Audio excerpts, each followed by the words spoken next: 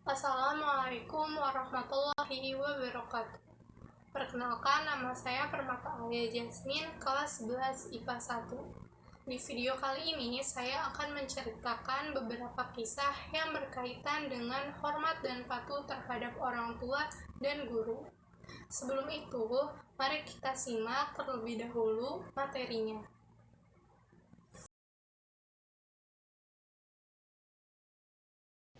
Orang tua adalah ayah dan atau ibu seorang anak, baik melalui hubungan biologis maupun sosial. Kenapa kita harus menghormati orang tua? Karena orang tua telah mengandung kita selama 9 bulan, melahirkan dengan taruhan nyawa, membesarkan, merawat, dan mendidik kita dengan kasih sayang. Contoh hormat dan patuh kepada orang tua yang masih hidup adalah patuh dan taat terhadap nasihatnya, berkata yang sopan dan halus, melaksanakan perintahnya dalam hal kebaikan, mendoakannya, dan membantu meringankan bebannya. Contoh hormat dan patuh kepada orang tua yang sudah meninggal adalah berdoa untuk keduanya, menunaikan amanah atau wasiatnya, menjaga nama baiknya, menjaga silaturahmi dengan yang pernah dijalinnya, dan menyelenggarakan pengurusan jenazahnya. Perintah hormat dan patuh terhadap orang tua terdapat pada surat Al-Isra ayat 23, Al-Isra ayat 24, dan Al-Luqman ayat 14.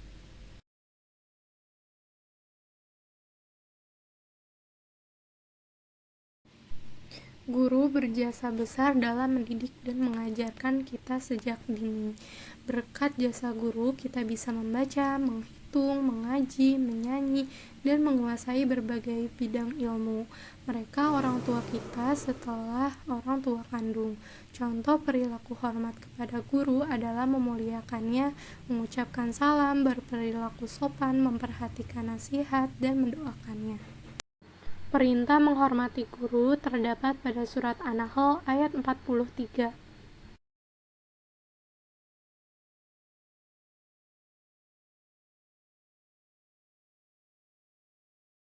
Dalam sejarah, ada satu orang yang dikenal sebagai orang yang sangat berbakti kepada orang tuanya. Dia adalah Uwais Al-Qarni. Beliau adalah sosok pemuda soleh yang sangat berbakti kepada ibunya. Ibunya adalah seorang wanita tua yang lumpuh. Dari beberapa sumber, sosok Uwais memiliki penyakit sopak yang membuat kulitnya belang-belang. Dia merupakan orang fakir dari Yaman yang ingin bertemu Rasulullah namun tidak pernah berjumpa. Pada suatu kisah, Ibu Uwais ingin sekali melaksanakan haji, namun perjalanan itu sangatlah jauh, perlu melewati padang pasir yang tandus dengan cuaca yang sangat panas. Tersadar Uwais adalah pria miskin dan tidak memiliki kendaraan untuk melakukan perjalanan jauh. Amalan Uwais bisa dibilang sangat luar biasa.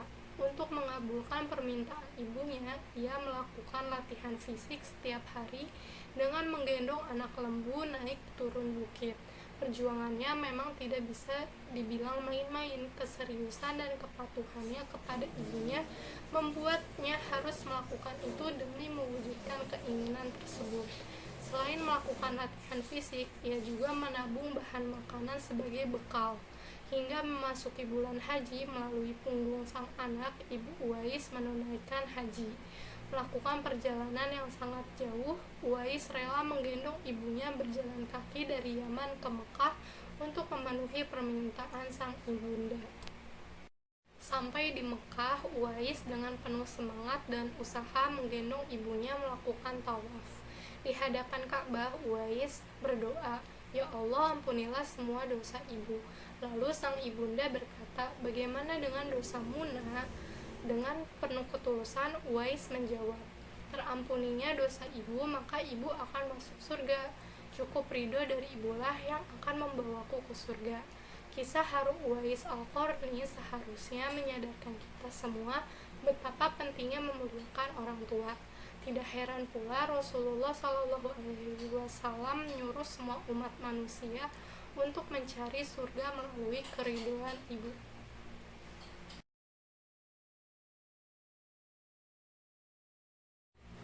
Pada masa Rasulullah, ada seorang pria yang bernama Alqamah. Pada suatu hari, Alqamah menderita sakit yang kemudian menjadi semakin parah. Dia bahkan tidak bisa beranjak dari tempat tidur karena penyakit parahnya itu. Berita itu pun sampai pada Rasulullah SAW. Kemudian beliau mengutus 3 orang sahabatnya untuk menjenguk Alqamah. Di sana, ketiga sahabat menemui Alqamah yang sedang dalam sakaratul maut. Namun dia kesulitan untuk mengucapkan kalimat tauhid.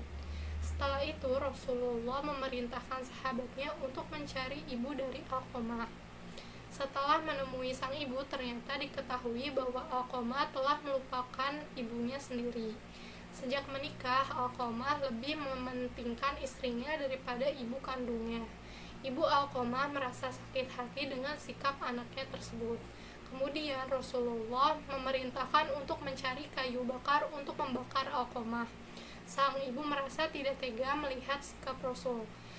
Singkat cerita, ibu Alqamah memaafkan kesalahan anaknya sehingga Alqamah dapat menghembuskan nafas terakhirnya. Semoga kisah ini dapat menyadarkan kita betapa pentingnya peran orang tua di kehidupan kita.